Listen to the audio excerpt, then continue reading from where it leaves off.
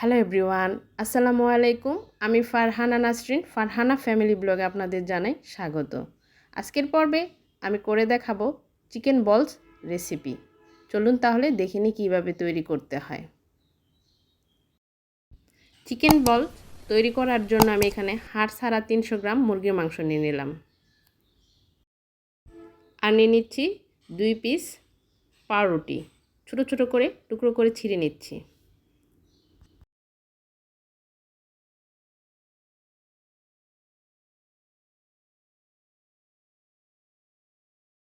এখন দিয়ে দিচ্ছি হাফ চা চামচ পরিমাণ গোলমরিচের গুঁড়া,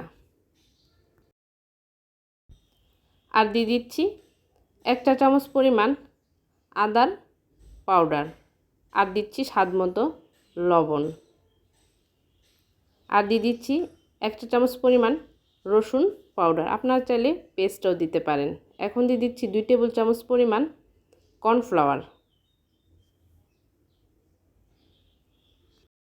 এখন সবগুলা উপকরণকে কাঁটা চামচের সাহায্যে হালকাভাবে মিশিয়ে নিচ্ছি। সবগুলো উপকরণ ভালোভাবে মেশানো হয়ে গেছে। এখন আমি এটাকে ব্লেন্ডারে ব্লেন্ড করে নেব। সবগুলো উপকরণকে আমি ব্লেন্ড করে নিয়েছি।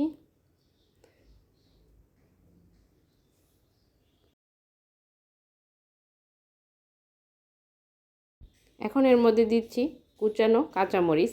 আপনারা চাইলে এটা ব্লেন্ড করার সময় মরিচটা দিয়ে দিতে পারেন। আমার ছেলেরা বেশি ঝাল খেতে পারে না, সেই জন্য আমি ব্লেন্ড করার পরে কাঁচামরিচটা দিচ্ছি। আর আমার কাছে মনে হচ্ছে লবণ কিছুটা পরিমাণ কম হয়েছে, সেই জন্য এখন আরেকটু লবণ দিয়ে দিলাম। এখন একটু ভালোভাবে একটু মিশিয়ে নিচ্ছি।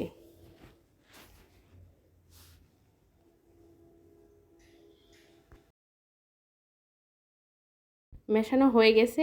এখন আমি এগুলাকে বল শেপ দিয়ে নেব। সেই জন্য 2 হাতে আমি কিছুটা তেল মেখে নিয়েছি। যেহেতু এগুলা একটু আঠালো হয়, সেই জন্য আমি একটু হাতে তেল মেখে নিয়েছি। এখন এগুলাকে বল তৈরি করে নিচ্ছি।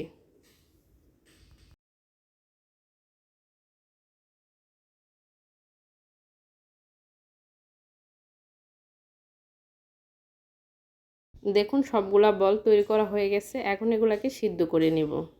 সেই জন্য একটি পাত্রে আমি পর্যাপ্ত পরিমাণ পানি নিয়ে বলক তুলে নিলাম। এখন এর মধ্যে আমি এক এক করে সবগুলা চিকেন বল দিয়ে দিচ্ছি।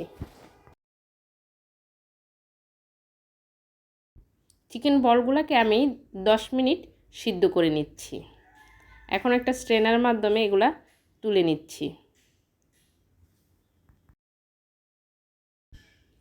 এখন এই চিকেন বলগুলোকে আমি একটু হালকা তেলে ভেজে নিব। আপনারা চাইলে ডুবো তেলেও ভাজতে পারেন। আমি এর মধ্যে একটু ঘি দিয়ে নিলাম, আর দিয়ে দিচ্ছি অল্প পরিমাণ সয়াবিন তেল।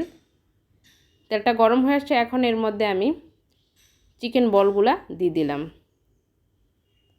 একটু হালকাভাবে নেড়ে চেড়ে নিচ্ছি।